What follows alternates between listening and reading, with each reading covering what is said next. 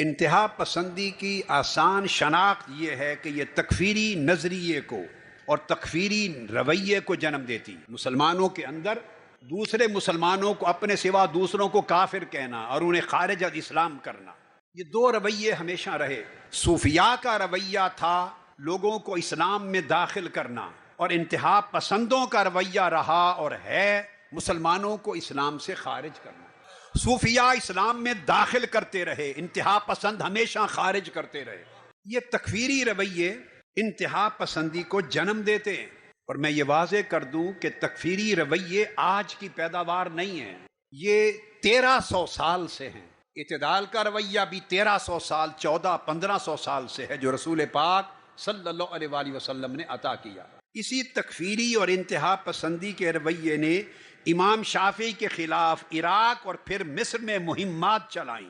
اسی تکفیری رویے نے امام احمد بن حنبل کو کوڑے لگوائے اور ان کو جیل میں ڈالا. میرے سامنے 1400 سال کی علم کی تاریخ ہے، 14 صدیوں پر مشتمل علم کی تاریخ ہے. میں یہ بات پوری ذمہ داری سے کہنا چاہتا ہوں، پوری ذمہ داری سے، کہ 1400 سال میں مجھے ایک صوفی ایسا نہیں نظر آیا 14 صدیوں میں جس نے کسی کو کافر کہا ہو. مسلمان کسی صوفی نے تکفیر نہیں کی، کسی صوفی نے کسی کو واجب القتل نہیں کر ڈالا، کسی صوفی نے کسی کو خارج از اسلام نہیں کیا، کسی صوفی نے کسی کو مرتد مسلمان کو نہیں کہا. ہاں، یہ فتوے لگتے رہے، یہ فتوے مولوی لگاتے رہے صوفیاء کے خلاف، اور ایسا ملا ہر دور میں تھا.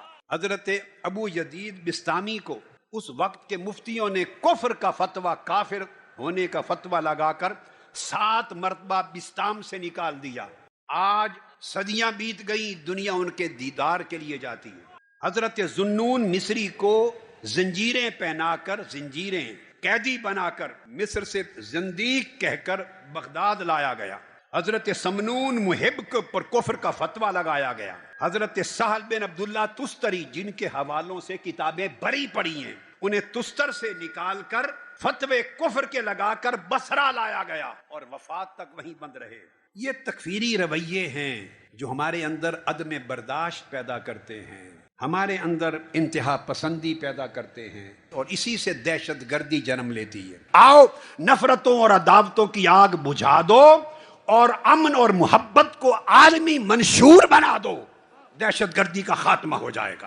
انڈیا میں، پاکستان میں اور دنیا کے تمام ممالک میں، سکولز میں، کالجز میں، یونیورسٹیز میں، مدارس میں اور دینی درسگاہوں میں ہر طرف صوفیزم، ہیومنزم، اسپریچولزم اینڈ مورالزم، اس کو بطور نصاب پڑھانا چاہیے. اور اسی طرح ہندو مذہب ہو، بدھ مذہب ہو، کرسچینٹی ہو، ہر مذہب کے اندر اس مذہب کی تعلیمات ساری امن پر ہیں، محبت پر ہیں، آشتی پر ہیں، شانتی پر ہیں، انسانیت کے احترام پر ہیں. سارے مذاہب اپنے اپنے اداروں میں ان تعلیمات کو عام کریں، کامن ویلیوز ہیں، ان کو شیئر کریں.